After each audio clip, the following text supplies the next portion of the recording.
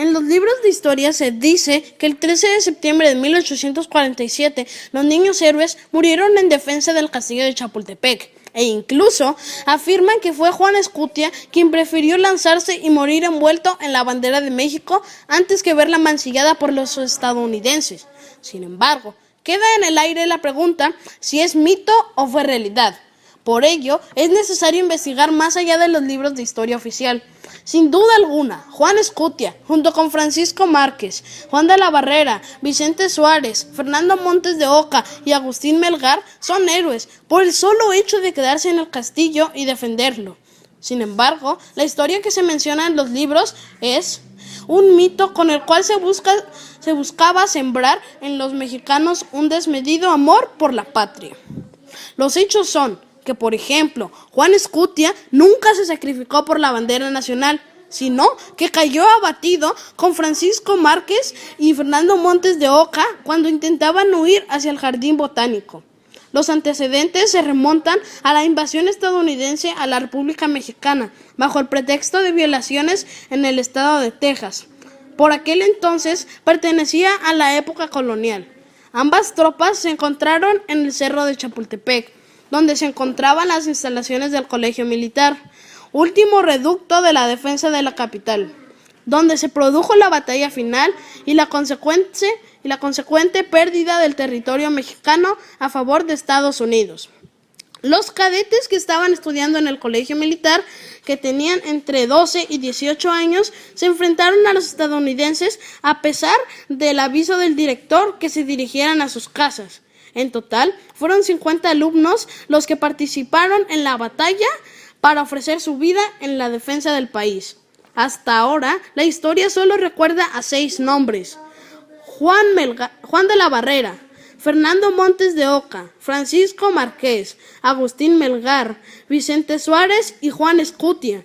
Este último se le es muy conocido por haberse envuelto entre la bandera mexicana, por haber sentido perdida la batalla y arrojarse al vacío para impedir ser capturado por el enemigo. Desde entonces, la historia oficial recuerda que murieron aquellos 6 jóvenes que perdieron la vida en el combate, porque fueron los únicos en poner resistencia aun cuando el general ordenó rendirse.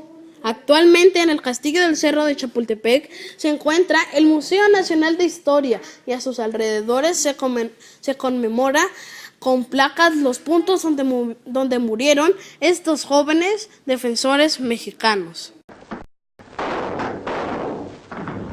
¿Crees que la historia de los niños héroes de Chapultepec es un mito? Hasta el momento, los relatos oficiales solo recuerdan a 6 nombres: Juan de la Barrera, Fernando Montes de Oca, Francisco Márquez, Agustín Melgar, Vicente Suárez y Juan Escutia. Este último, conocido por envolverse en la bandera mexicana al sentir la batalla perdida. Pero mucho dista la versión oficial de lo que realmente sucedió en esa ocasión. Y poco a poco los mitos comienzan a darse. Primero don Porfirio decide crear una asociación del Colegio Militar, que hasta la fecha perdura, y crean un monumento, el primero que hay, que está en la base del cerro y que todavía se puede visitar. Pasan los años y cuando llega la Revolución Mexicana hay un fenómeno político y legal muy interesante.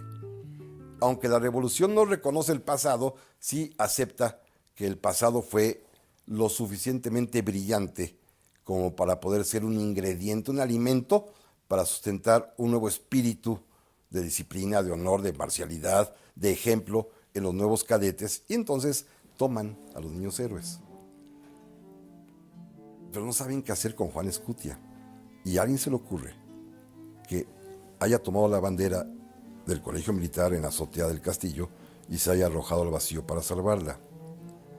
Digo, las evidencias lógicas son irrefutables. No existiera Alcázar, y aún existiendo, si se sube uno a cualquier parte del castillo y se arroja uno, cae al piso, ahí. El mito se fortalece más adelante cuando en 1947 y se realiza la primera visita formal de un presidente de los Estados Unidos de América a México. Uno de los momentos más peculiares es que el presidente Truman quiso tener un detalle amable con México y pidió ir a depositar una ofrenda floral, él, al monumento a los niños héroes. Y se aventó una frasecita de declaración de prensa diciendo que con un minuto de gesto generoso se borraban 100 años de discordia.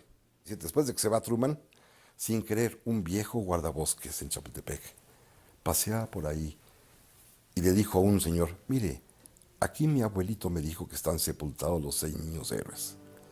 Y entonces el presidente de la República, avisado, ordenó que el Secretario de la Defensa y a su vez ordenó que una compañía de ingenieros militares fueran y escarbaron, y sí, que se encuentran 6 calaveritas.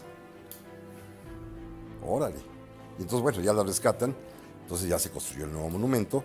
Se inauguró en 1952 con las 6 antorchas de mármol blanco. Se depositan ahí los restos de los niños héroes. Entonces es una evidencia increíble del fraude óseo que son esos restos. Porque, repito, los informes norteamericanos son clarísimos. Quemaron todos los muertos. Lo que yo criticaría es el exceso de miticismo, ¿no? No misticismo, miticismo.